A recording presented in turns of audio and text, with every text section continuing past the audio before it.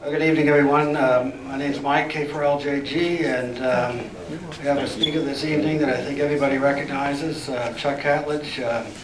He does the antennas for Field Day. If you have any questions about antennas at all, he is definitely the guru of antennas. So I won't waste any more time. Let's welcome Chuck Catledge. I appreciate that introduction. Actually, the guru of antennas are here somewhere. Where are Bob and Kathy? Where's Bob? Okay. These are the real professionals. Just so you know, I'm just our jobs. Very professional. Well, I wanted to sort of make a distinction between us amateurs and the real professionals, because those guys really know what they're talking about. Hey, I thought we'd spend a little time this evening talking about antennas, and I kind of picked this topic of hints and kinks because I couldn't think of anything else to call it, actually, because it's kind of a potpourri of stuff. But when we talk about antennas, you kind of think that perhaps it's something that is important to us. I think I may have showed you this slide once before about what's the most important component you have in your ham shack. Anybody want to vote? I mean, what would you say? Is it the Morse code key? No.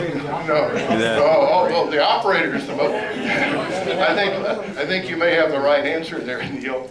I don't know. You can get away with an operator now too. Or the bathroom, maybe that too. Yeah. All right. Well, it could be the antenna, maybe. How about the power supply? Okay. Well, actually, none of our stations don't work unless we have the right everything. But I kind of think antennas are a little bit like the audio hobby. Anybody know what people think in the audio hobby thinks you should spend half your money on? Speakers. Right. And what's the speaker do? It's the transducer that transduces electronics into something you can hear, right? And the antenna is, I think, a pretty good analogy to a speaker. So I'd kind of argue that if you really want to be good in terms of having long distance communication, you might ought to think about spending more money, or at least time. It doesn't necessarily take a lot of money, but at least time on making sure you got good antennas. One of the things that kind of puzzled me when I became a ham in the first place is, what the heck is an antenna? Well, why do you need an antenna? What's the purpose of an antenna? How did it come about? You know, just where does it fit in the scheme of things? And does anybody happen to know who discovered the antenna? I mean, somebody did, I guess, George right? Antenna? Well, who? He said George Antenna? George Antenna. Well, everything else in amateur radio and electronics is named for somebody, so that's a good guess, I think. All right. I think I just heard the answer, Gary. I think you're absolutely right, and we'll see that in just a moment. Heinrich Hertz. Heinrich Hertz. And I think we named something for him too, didn't we? Well, we used to call it cycles per second, but we got fancy and named it after him. Okay, but let's go back a little bit in time and kind of research where this whole notion of antennas came from, and I think that'll give us a little bit better understanding of why and how we can better use antennas today. Well, you probably recognize these two names, right? Michael Faraday and Joseph Henry, and by the way, they have famous names too, don't they? Yeah, Farads and Henrys, from inductances and capacitances. Well, they were two physicists. One was American, Henry was American. By the way, he became the first superintendent of the Smithsonian Institute, just as a little bit of history trivia. But he and Michael Faraday just simultaneously came across this discovery of the same physical phenomenon. And that phenomenon was that if you happen to move a magnet near a piece of wire, you will generate a current in that piece of wire. And that was a fundamental breakthrough that physicists and electricians, as they called themselves back in that day, had not discovered. Everybody knew at that time in 1831 that if you wrapped a coil of wire around a piece of steel and you hooked a battery up to that coil of wire that was wrapped around a piece of steel, you would create an electromagnet. Everybody knew that. So they knew that electricity could create magnetism. But they struggled and struggled and struggled to see if there was any way that you could somehow create electricity out of magnetism. And no one did this. No one figured it out until Faraday accidentally purely accidentally, moved a magnet near a coil wire that happened to be hooked up to a galvanometer. And he saw the galvanometer twitch. And he suddenly had a light bulb went off in his head. And from that point on, you know, things happened. Electric motors got built, electric generators got made. I mean, within a matter of 5 to 10 years, there was a huge industry in making motors or generators that generate electricity and motors that use that electricity to turn physical objects. So it got rid of having to depend upon steam or water or whatever else for power. And for electricity, you didn't have to go catch lightning bolts anymore. Or the only other way to get electricity was to build batteries. Batteries had been discovered, so you could go build a stinky battery in your basement, but how long did that last? You know? So it was a huge discovery. But what the heck does that have to do with radio? Well, almost nothing, but then again, almost everything.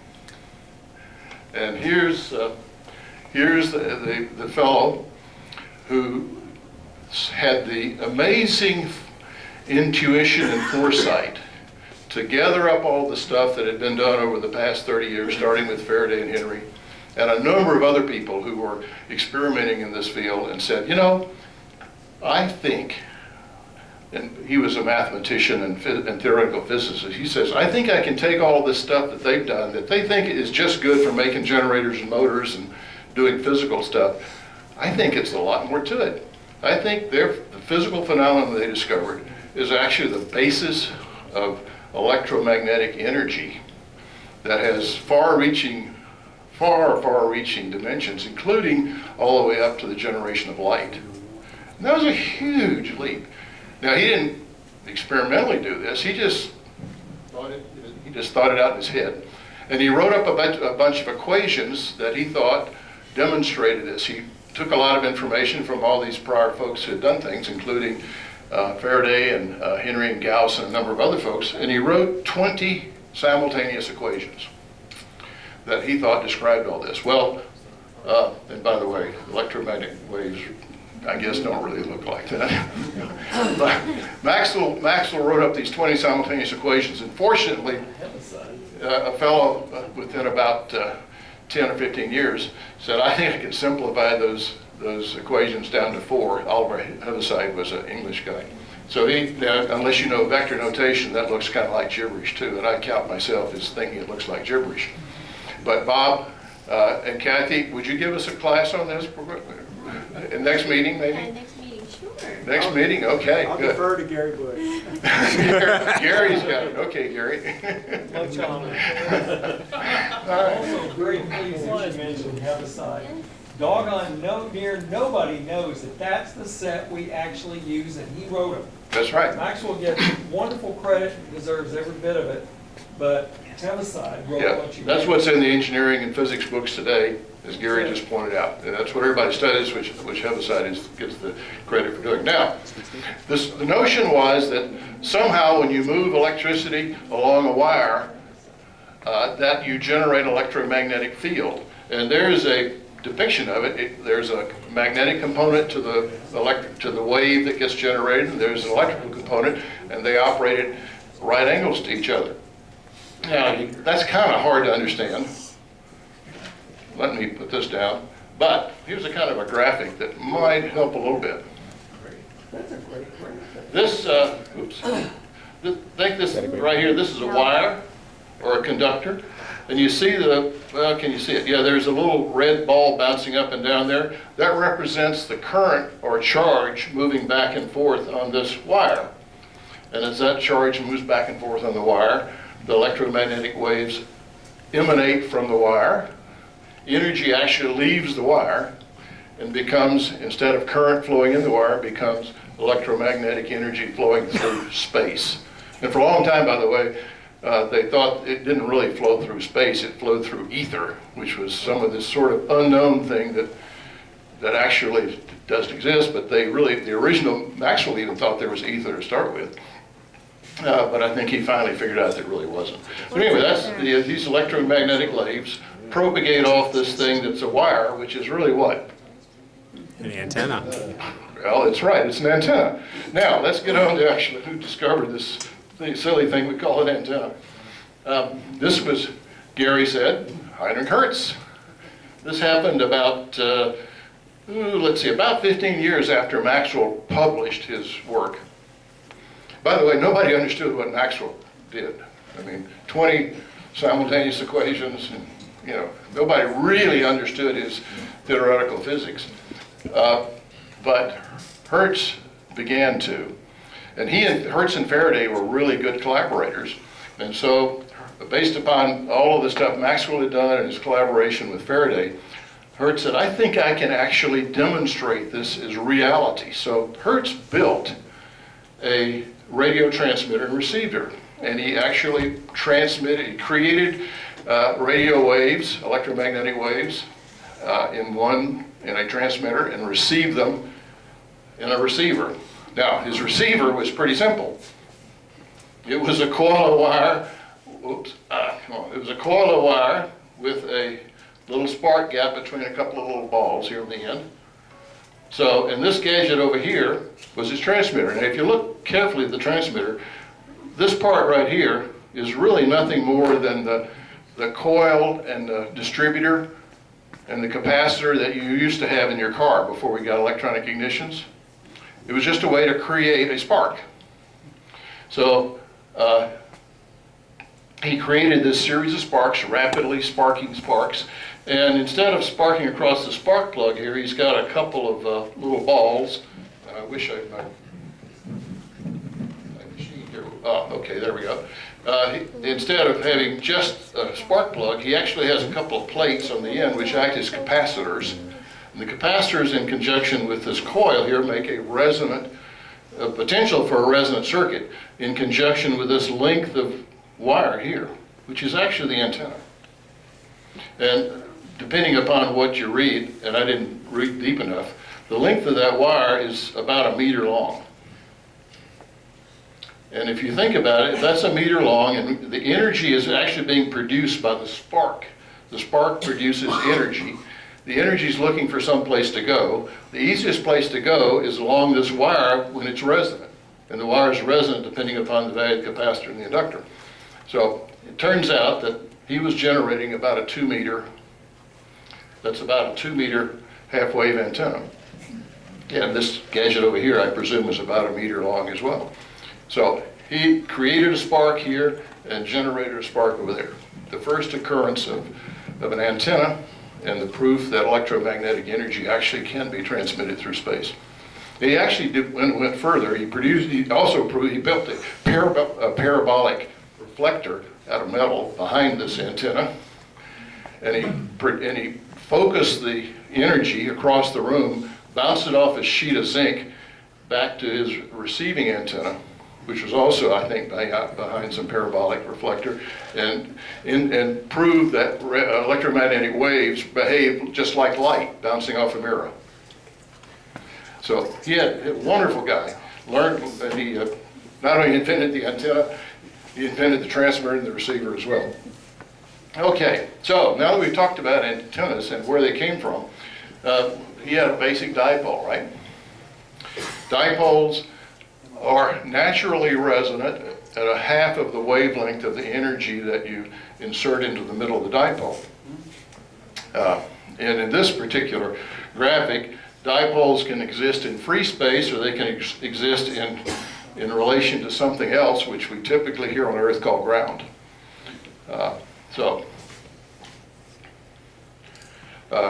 Dipole antennas, when you insert energy in the middle of them, which you normally do with a feed line of some sort, coax or open line, you insert your energy into the middle, and if you look at the voltage and the current that exists along this antenna, remember the graphic where the charge was moving back and forth across the antenna?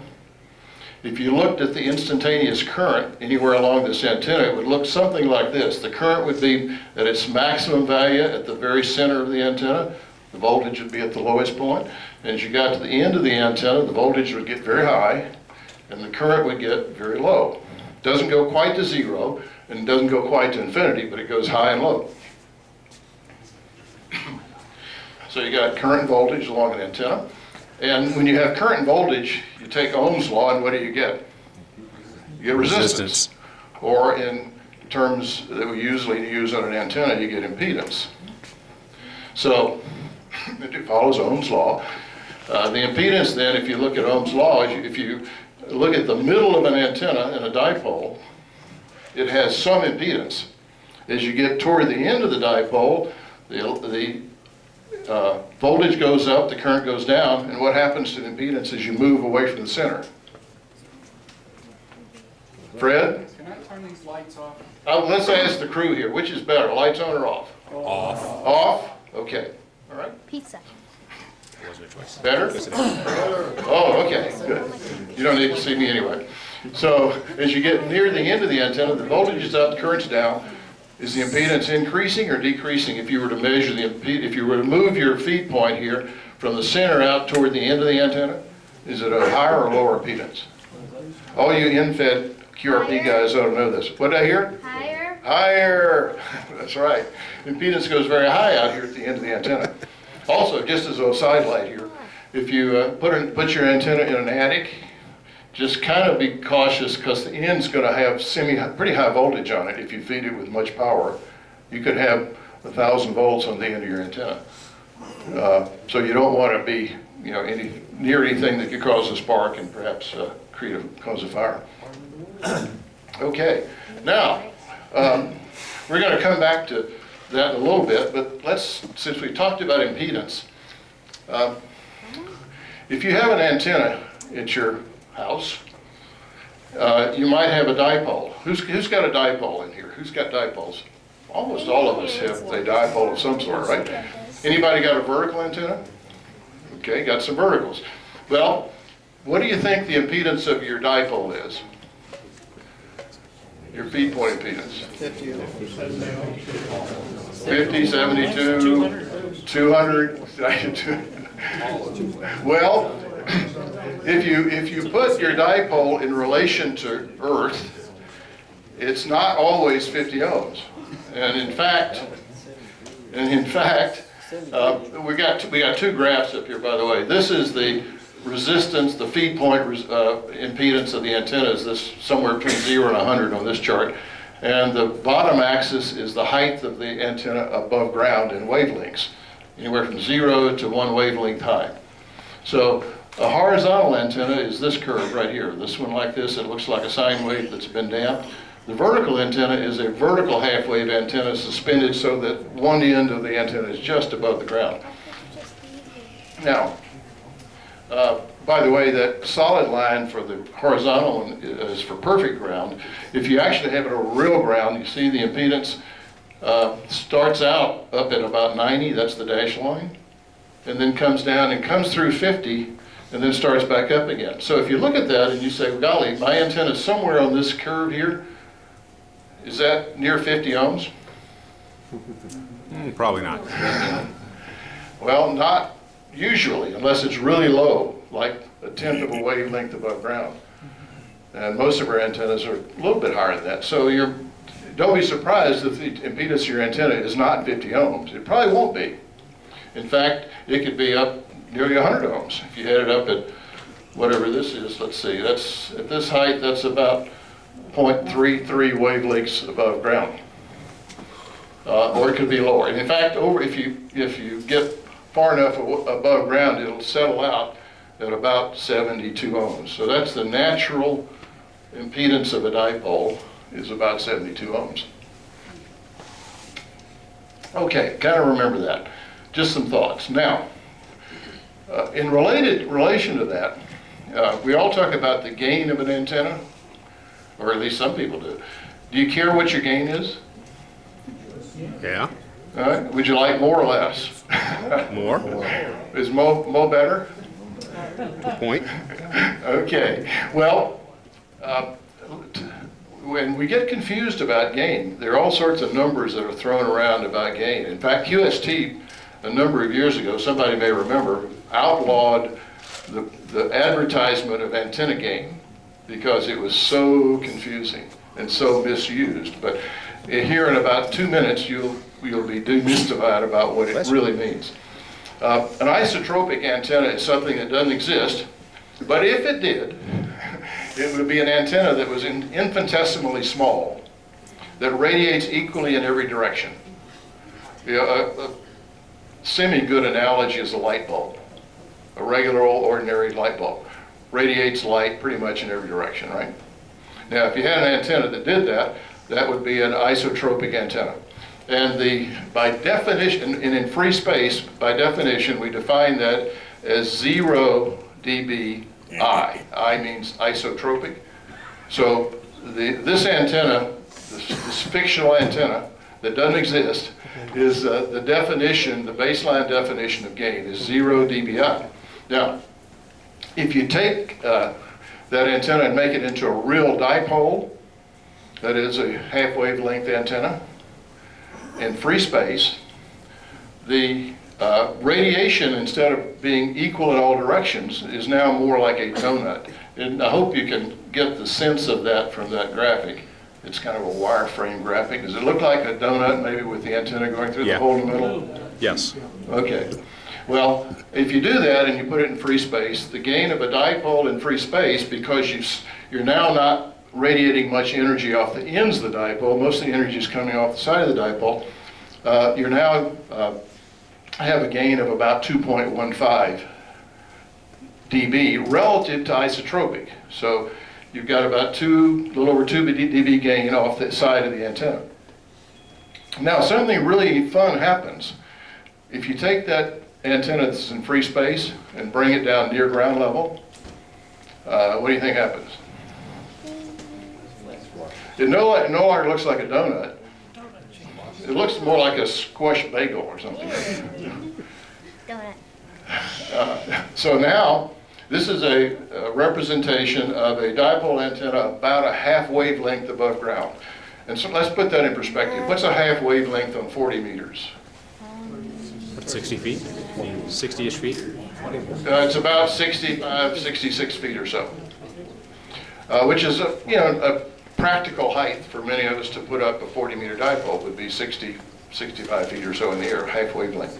If you do that, that's what the radiation pattern looks like of a half-wave dipole over average ground. That's average meaning ground like most of us probably have around Georgia here. Now, what's the gain of that dipole relative to an isotropic antenna? Anybody know offhand? Thank you. Okay, I'll give you, it's about 7.2 dBi. Now, that's the gain at the strongest point off of that squashed bagel there. So that your strongest signal would be 7.2 dB stronger than if you had this mythical isotropic antenna. Now, how much stronger is that? How much, to double your power, how many dB do you need? 3. 3 dB. And so to double it again to 4 times as much power, you need 6 dB, right? So we've got about 5 times more power coming out the side of our antenna than we did if we had an isotropic antenna. So if you could figure out how to arrange your antenna so you could squash it in the way that you could squeeze the energy out in the direction you want to go, you get more gain, and you get a much stronger signal on the receiving end.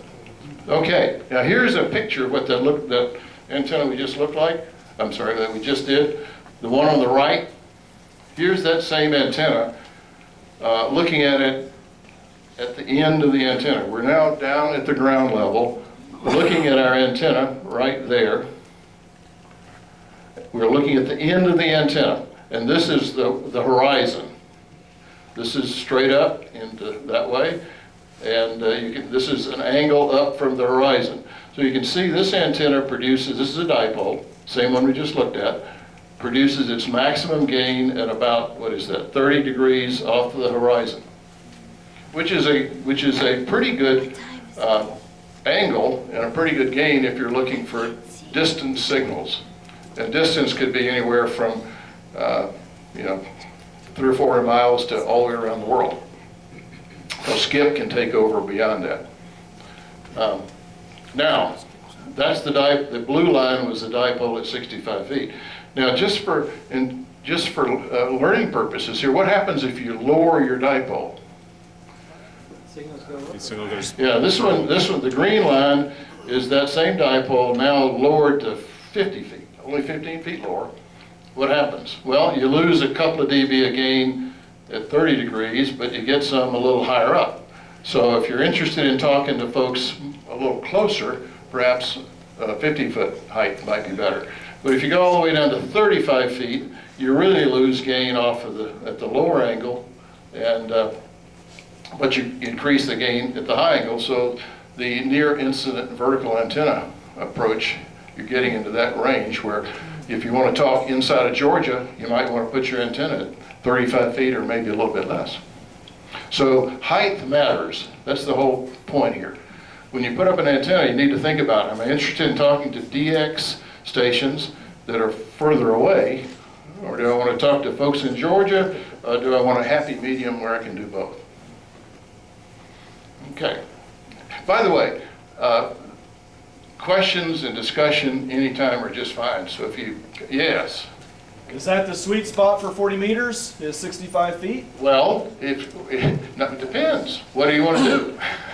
Or for DX for distance? Well, if you raise it higher, and I don't have an example of that, but if you raise the antenna higher, this maximum gain will come down, the angle will come down. It will come down to as low as over average ground to about 15 degrees. So if you double the height of this antenna up to 120 feet or so, the maximum gain would be down at about a 15-degree angle. So that would be even better for DX, but you got to get your antenna up really high to do that, 100+ feet. Okay? But you also maybe sacrifice local gain in doing that. You may not be able to talk to people at an intermediate range when you get down that low. But if you're purely interested in DX, generally speaking, the higher the better. Okay, any other questions? Yes?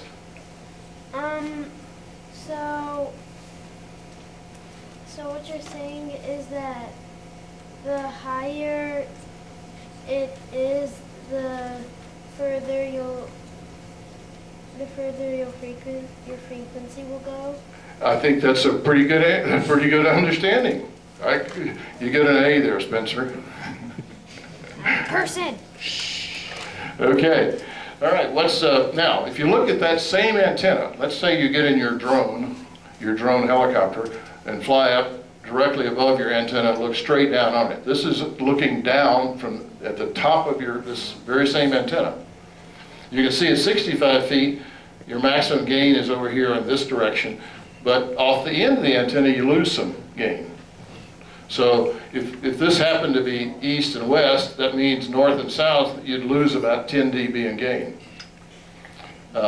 So lowering the antenna to 35 feet kind of makes that circular as opposed to more of a figure 8 shape. And so, again, lower makes you maybe better if you just want to talk to Georgia. But if you want to talk to DX, you really want to put the broad side of your antenna pointed at the DX station you're interested in talking to. Either side, either end will work equally well. Make any sense? Okay. Now, how about vertical antennas, and how do you compare those to horizontal antennas? Anybody ever thought about how that works, and what's the best antenna if you want to talk to DX or local stations? Well, this is that same 40-meter dipole at 65 feet, and we also have a vertical 40-meter dipole. Same dipole, we just turn it on end and stand it straight up. You notice that we still have our 7.2 dBi gain off at the best case here on our horizontal dipole, but our 40-meter dipole vertically doesn't quite have as much gain. In fact, we lose about 7 dB of gain off that vertical. So our gain on our vertical is about 0. And that's typical for vertical. Vertical antenna will have about 0 dBi gain, the same as this mythical isotropic antenna.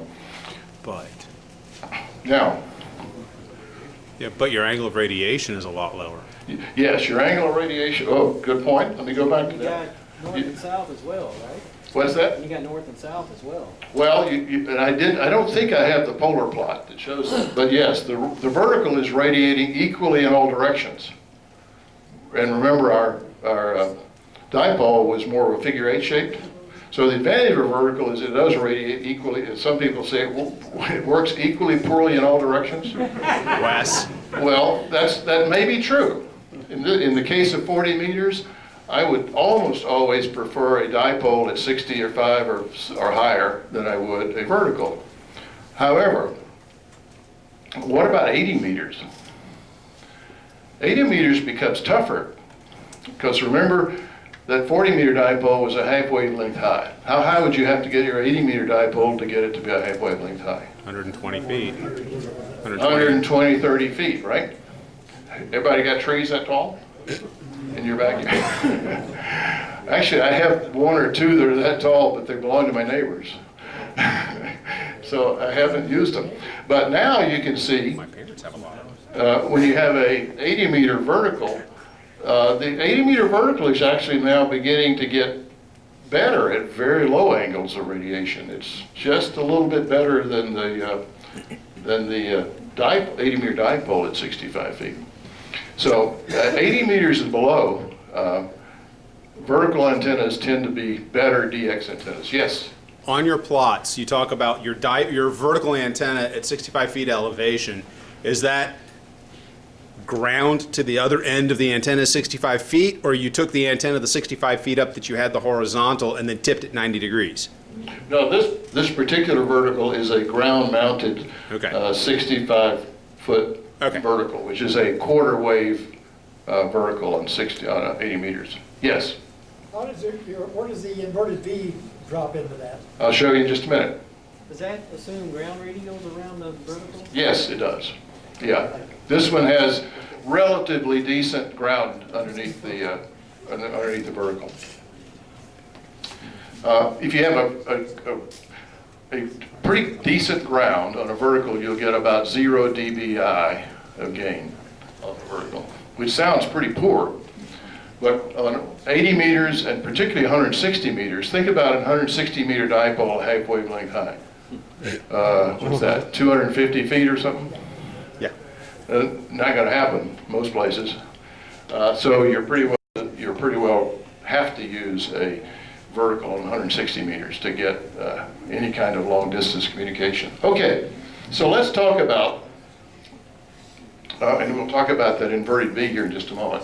So here's our 60, this is a dipole that's 40 feet high. Now, it's a little different, but it's not much different than one of the ones we just talked about. This one, by the way, notice this was one we talked about at a club meeting about a year or so ago, about in a really quick presentation about if you want to make a Quickie antenna, go get yourself some RG6 TV coax and hook it to the middle of a 66.5-foot wire and suspend it at 40 feet, and you'll have a pretty good antenna, at least from a matching point of view. That's the SWR on that 40 meter antenna, completely great across the 40 meter band. Oh, and by the way, antennas tend to also resonate on their odd half wavelengths. So this 40 meter antenna also can be resonant on 15 meters. So if you looked at that antenna and said, what's the SWR of that antenna on 15 meters? Pretty good, except down the very end, bottom end of the CW end of the band. Now, an inverted V works just fine, as long as, one important thing, keep the angle between the arms of the inverted V greater than 120 degrees or greater. If you squeeze them together, the electromagnetic energy coming off of both arms of the antenna will tend to cancel each other, and you'll actually begin to lose gain pretty dramatically if you reduce that angle down to 90 degrees. or less. So does that mean an inverted L? How does that relate to an inverted L, given that it's going to be hung differently? Inverted L suffers a little bit of the same thing. So it's not quite as good as a full height vertical antenna. You lose a little bit of efficiency and gain as a result of that. But it's hard, 160 meter vertical, it's a little hard to, most people to get a 130 meter vertical up. Some people do, but most don't. All right. The gain pattern for an inverted V, if you don't make that angle too sharp, is not a lot different than a straight dipole. You begin to, it is different, but not a lot different. The advantage is it only takes one high support. So if you only got one tall something in your backyard, like a tree, an inverted V can be a terrific antenna. So don't shy away from an inverted V. Just keep the included angle at 120 degrees or greater. Okay, now this is the SWR plots of that antenna. Now, Chuck? yes. Real quick, is there any prevalent guidance or wisdom on how high above ground the ends of an inverted V should be? Yeah, well, mainly you want to keep it above ground to the point where nobody can grab a hold of the end. You don't want your neighbor's kid grabbing. Come on, what's an RF? What's an RF burner to among friends? Remember the voltage gets high at the end of a halfway antenna? So the consideration is safety then? Safety mostly, yeah, mostly safety, yeah. Hey, Chuck, Yes, for what it's worth, I use my 40 and 15 dipole fairly successfully on 6 meters where it operates on 7/4 wave. oh, very good, thank you. I had not even thought about that, but yes. What's the multiple on 6, quickly? It's 7/4 wave. 7/4, so it's a 7th harmonic? I don't know, it's 7/4 wave. Yeah, 7, all right, yeah, 7/4. Even 7. Okay. All right, but it's the odd quarter wave. That makes the difference. It'll work on the 5th or the 7th or the 9th or the 11th. Yeah. All right. Now, this was simply to illustrate that you can build a antenna, a dipole in particular, and you can do strange things with the end of the dipole and not have a huge effect on its performance. So if you don't have a lot of room in your backyard, or more particularly if you really restrict it and have to put this in your attic, if you've got about 44 feet, which is the length of that straight portion of that antenna in your attic, you can bend the ends of that 40-meter dipole in just about any way you want to, and it'll still work quite well. Now, you notice the length is a little different than our previous antennas. We had 66.5 feet, so this is about 2 feet longer than the straight dipole. And 2 reasons. Anybody want to guess why? 2 reasons? Yeah, that's true. You got some perhaps enhanced in capacity effect off the end. It's also, this one's at 25 feet, lower to the ground. The height of an antenna affects the length of its resonant length. So as you raise your antenna up and down, you'll find that it needs to be shorter or longer depending upon its height. So not only does impedance change with height, but also does the resonant length change with height. So as you change your antenna, move it up and down, don't be surprised if you need to either trim it a little bit or add a little wire to it to get it back to resonance again. But yes, question? That's a lot like where the mobile antennas for the screwdrivers. We've got to make the changes on it Okay. to get that same effect on it. Okay. Again, this is the SWR plot just to show you that they are pretty good. You can make it pretty good even though it's odd shaped. Yes, question? Is that? John. Oh, I was just going to say, there's a great article in National Contest Journal about 2 years ago about a guy who runs a kilowatt 80 through 10 in his attic. He used something like 250 toroids in building the thing. Yeah. And the other thing he said was very interesting to me was, he said basically, turn off your modeling computer and get an SWR bridge because there is so much other stuff Right.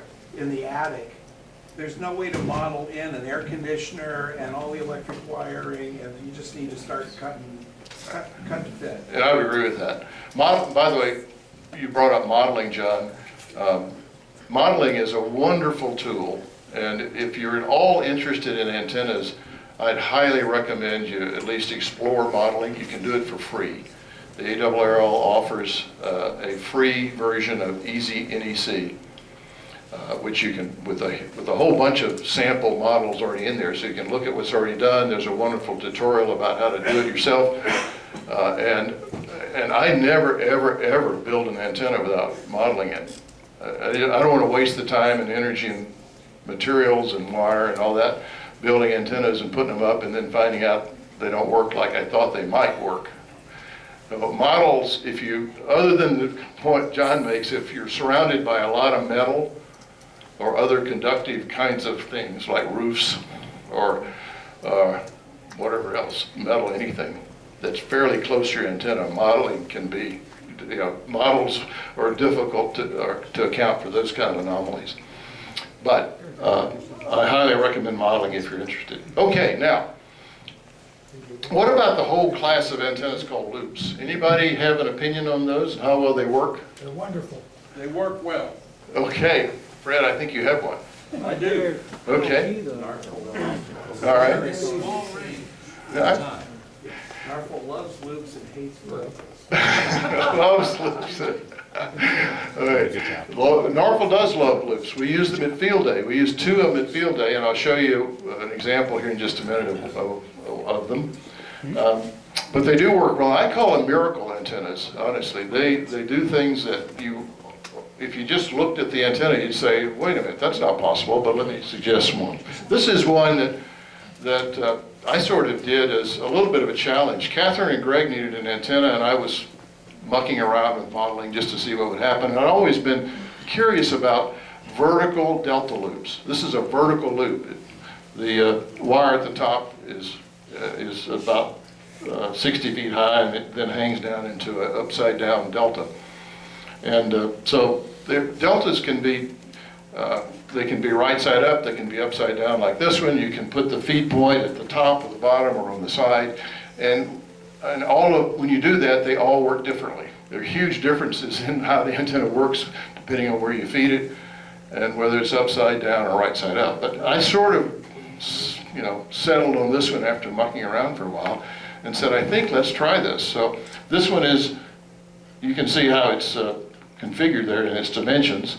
The feed point is where it is, about 12 feet up from the bottom of the triangle, and it's fed with 300 ohm window line. And I discovered this a number of years ago, that particularly on loop antennas, 300 ohm feed line is way better than 450 ohm feed line.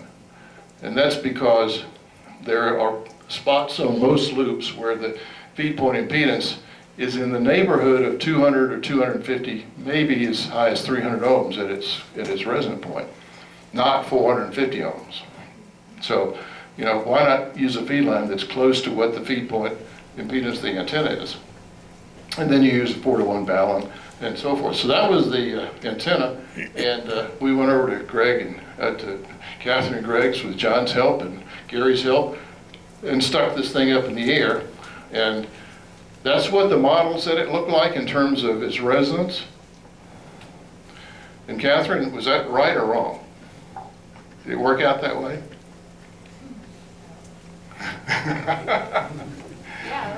Yeah, it's very resonant on 40, 20, 15, so you do not need a dimmer on those bands. Yeah, so I measured it after we put it up. This was what the model said. We put it up, and it measured within, I'd say, 10 kilohertz of those resonant points on each of the bands, which was, I was pretty amazed. Now, the miracle part of this antenna is, why is it resonant on 4 bands? Well, that's a exercise I'll leave to the student here to figure that out. 'Cause I haven't actually looked to see exactly why it's resonant on all the bands, but it is an interesting thing that you can get a single loop of wire to be perfectly resonant on 4 bands that all happen to be the amateur bands that we care about. Yes. What's the bandwidth of each of those resonant points? It's across, as I recall, it was on 20 meters and 15 meters, it was in the entire band. And 10 meters, not quite the entire band. And I think 40 meters was not quite the entire band. So you could tweak it just a little bit if you wanted to be more toward the CW end or more toward the phone end. Okay, thank you. Okay. Now, and this is what the pattern looks like. And you can see it's got decent gain, 5.5 dBi peaks. And it's got some low angle radiation and some mid angle radiation. So you got both DX and semi far away takeoff angles. Now, here's the antenna that was actually designed by a fellow by the name of Dave Fisher, who used to come to our Hungry Hams and club meetings a number of years ago. Very regular fellow. He lives in Missouri, I think still. He originally designed this antenna that's been published in the ARRL publications, and he called it the Loop Skywire.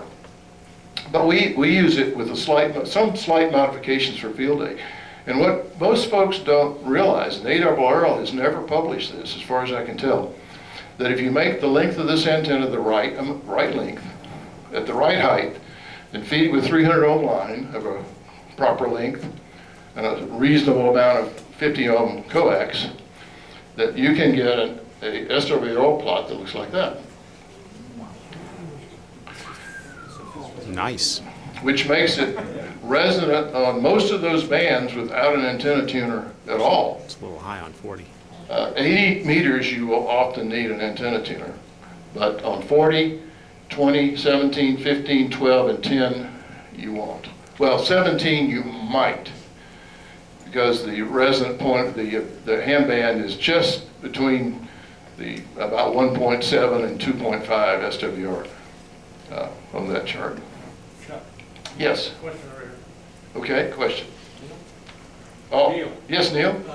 Just a clarification, Dave Fisher's, Dr. Dave Fisher's new call is W7FB, and he is the former chief antenna scientist for the old high gain company. Oh.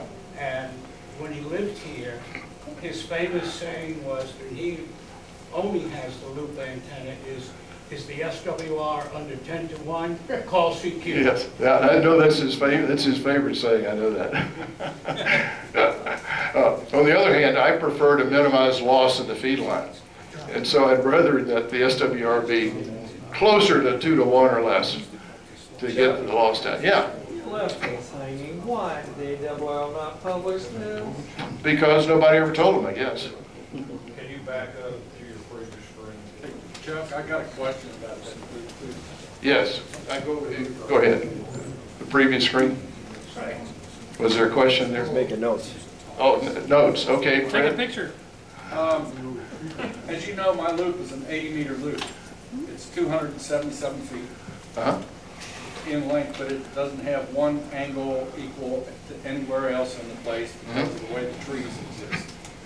But you say if you just build a 40-meter loop, it'll evenly tune all those spectrums. Okay. Oh, the other bands. Yeah, all the other bands. Not as many as this, but the four we talked Will about. the 80 meters still work just normal with the rest of them? I'm confused with your question. I yet have to use a tuner on any of the bands. You do or don't? Do not. Okay, that's good. 30 meters you probably should. Yes. Okay. That's the only, at 60 meters you would need to if you ever made a contact on 60 meters. Right. But otherwise, you should not need a tuner except maybe on 80, and the reason for 80 is that the proximity to the ground on 80 meters, you're not very high off the ground in terms of wavelength on 80 meters of this antenna. The ground impacts the impedance, so it's not a particularly good match on a good part of 80 meters. But other than that, pretty darn good. Any other questions on this one? By the way, we use this antenna at field day for both CW and the GOTA station. The GOTA version of the antenna is tuned so that it's really good on the phone portion of the band, and the CW antenna is tuned so that it's really good on the CW end of the band, but you can get a happy medium where it works on both ends. Yes? In other words, in the back. You've got a model that, 60 feet, I think it is. If, because of conditions, you have to drop that a little bit. If you're gonna lose that much, say you have to drop it. You'll lose some takeoff angle, and you may need to change the length a little bit. That's why modeling is helpful. You don't have to guess. You can model it, if I want to run it at 45 feet instead of 60 feet, or 90 feet instead of 60 feet, stick it in your model, and it'll say, well, you need to change the length a little bit, you need to, whatever, yeah. Without going out and having to mess around with, Here's you know. one right here.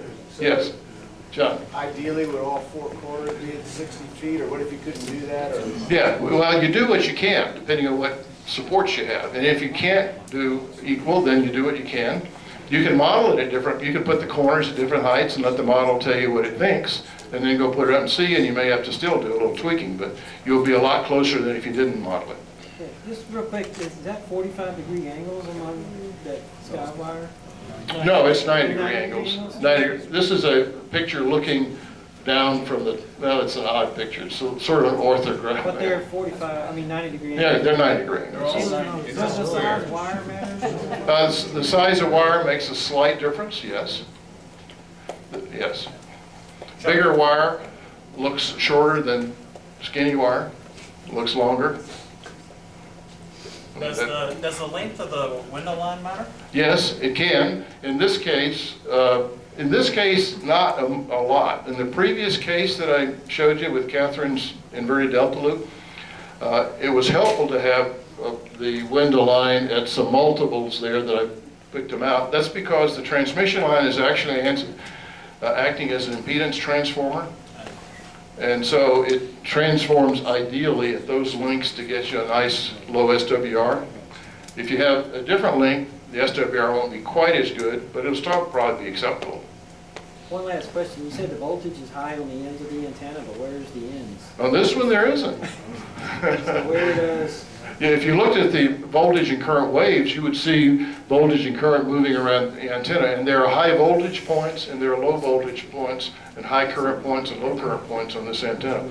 And they will change as you change bands. They'll move around depending on which band you're on. So you can't identify it uniquely. It'll be at different spots depending on the band, because the waves will lengthen and shorten as you move up and down on bands. Okay. Chuck, is the delta loop directional at all? Yes. This is the looking at it at its best direction. I don't have a picture. Yes, it is directional. And I don't have a picture, a polar plot that shows that, I'm sorry, but yes, it is. And so one of the things that Gary points out is when you put up antennas, you probably want to put the strongest gain part toward the part of the world that you'd like to talk to the most. So typically in the US, you want an antenna that has good gain to the northeast, because that's pointing at Europe, and across Europe into Middle East and into Southwest Asia, I guess. West and Southwest Asia. If you want to go to East Asia or to Japan or to the, you want an antenna pointing northwest. So just things to think about when you're putting up your antenna and looking about where you can put trees. All right, this is just some quick plots on what this loop skywire looks like. You can see on 80 meters, it pretty well is a sky burner, as you would expect an 80-meter antenna at 60 feet. At 40 meters, you get that lower takeoff angle, and you get some lobes that begin to develop. Now look at I'm going to go down to 20 meters. Now you get pretty darn low angles. Because on 20 meters, now we're about a full wavelength high, nearly a full wavelength high. And so you're getting low takeoff angles, but you got 4 fairly pronounced lobes. So you're going to have strong signals in 4 directions and somewhat weaker signals in the other directions. Now, the gain on this is up to 10 dB, 10 dBi. Now, how much is 10 dBi? That's about the equivalent of a 2-element beam. 2-element beam will give you somewhere in the neighborhood of 10 dBi gain. Now, if you're going up to 15 meters, the gain here is 13, almost 14 dB. That's about as good as a 4-element beam. So that's a good reason that you need to kind of, if you want it to be strong in a particular direction, it'd be kind of nice to be able to put it up or to think about where you're going to put the corners. Yeah, John? But I think what that graph makes a great point, though, is you're not making more power. No. You're simply squishing it into different directions. Yes. Because at 15 meters, I've had some trouble with this. If you're on a lull, you're great, but if you're in a null, you're screwed. Well, in practice, modeling is great, but in practice, in real practice, it seems like the nulls aren't as deep as the model predicts. Because people seem to make pretty decent contacts in the nulls a lot of times. So I wouldn't, it's, theory and reality are sometimes not quite exactly the same. But now, so one possibility here is if you had two loop sky wires mounted at about 45 degrees to each other, then you could fill in most of the holes. Okay, our next to last topic here. Looks like we got 5 minutes more, okay? Okay. Anybody ever use a couple resonator antenna? I see a hand in the back. You did? What did you do? Have you? Super Loop 80. Never heard of one. 40 meters, like Okay. at the top island with a 40 meter radiator down the middle. Okay. It's a 40 meter. I haven't tried that one. I haven't looked at it seriously, but I've heard about it. Anybody else tried a couple resonator? Couple over here? Any success? Yeah, it works. It worked, huh? Okay. Now let me just, for those of you who haven't tried it, let me show you what they are. But before a couple resonator is a way to make a driven antenna work on more than one band, can work on multiple bands actually, with only one driven element. Or to perhaps make one antenna cover a broader bandwidth within a single band. And I'll show you examples of that. Now, if you wanted to build a dipole that covered multiple bands other than 40 and 15, one typical approach was to do something called a fan dipole. Anybody ever built a fan dipole? A few hands here, okay. Got it. You tried it, Mark? They're not a bad antenna. The only sort of a knock on a fan dipole is that they're pretty sensitive in terms of the element lengths. Is Mark saying yes? Yeah, well, I got to tell you, Analyze it better. Did you? I gotta analyze it. And since, yeah, I mean, it means you spend Saturday afternoon and a couple of beers with an antenna. And it works beautifully. Yeah. No You don't need to be tuner okay. whatsoever. Yeah. You can do it. And the only knock, and I think that I've heard, is that they're a little bit tricky to tune because each element interacts with all the other band elements to some extent, some greater, some less. But so it's hard to go trim one antenna for one band without affecting the other bands to some extent. Well, there's another similar antenna that you might consider, and it's called this thing called a couple resonator. You start out with your regular old dipole antenna, and then you just add another wire.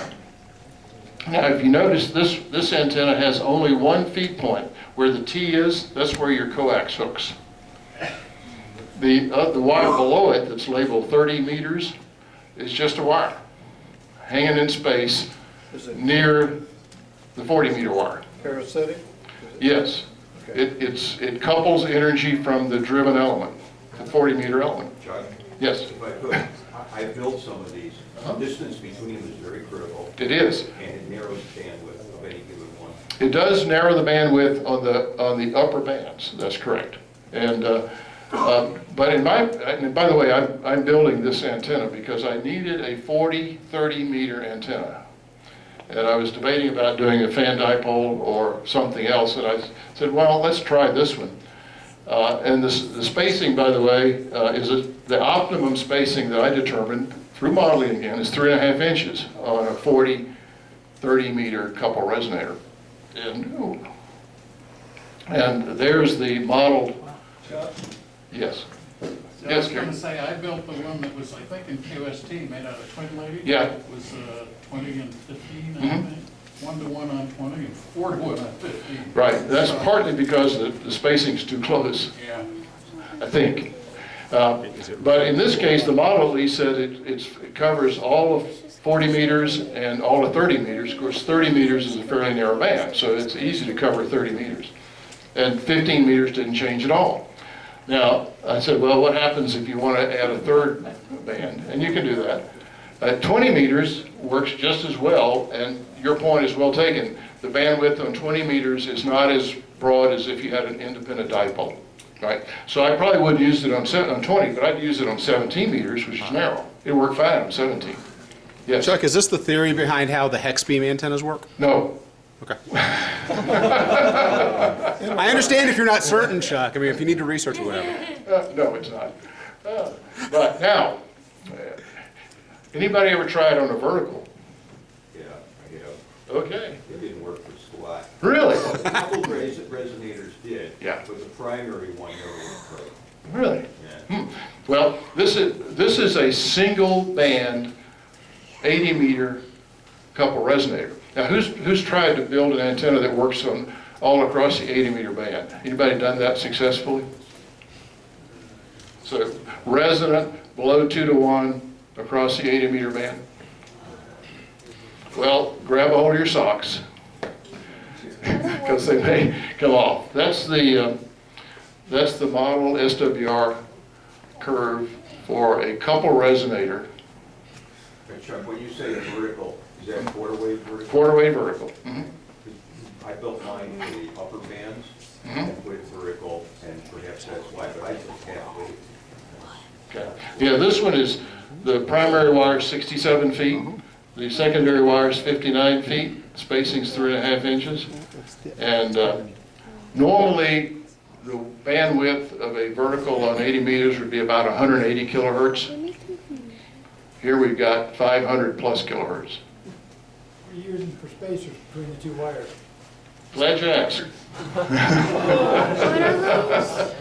Spacers. This is a gadget that I saw in Dayton a few years ago, and I've been trying to think of a reason to use them. They're made to build your own window or lateral line, but it would work perfectly for this. They're just little plastic gadgets. They fit number 14 and number 13 wire just fine. You just snap it in and easy. So, okay, since we're running out of time, kind of a summary of hints and kinks this evening. Height matters. It matters because it affects impedance and the length of the wire. It also affects the gain and the takeoff angle. I think we saw that with the examples we looked at. Gain matters. You want as much gain as you can get, because every 3 dB of gain you can squeeze, as John says, squeeze out of your antenna by reshaping the pattern, doubles your power. It's like going from 100 watts to 200 watts, or 200 watts to 400 watts, or 400 watts to 800 watts.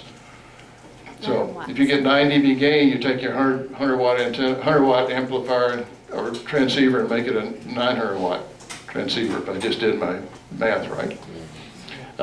Loops rule. I think you just saw why I kind of think they're miraculous, because they can work on multiple bands so wonderfully well. And you get higher gain at the expense of sharp nulls and lobes. A couple of resonators let you add a band or two to a dipole if you can take the somewhat limited bandwidth of the upper band. And finally, my admonition is, if you have any interest at all in antennas, spend a little time modeling. There are two probably most prominent programs. One is NEC.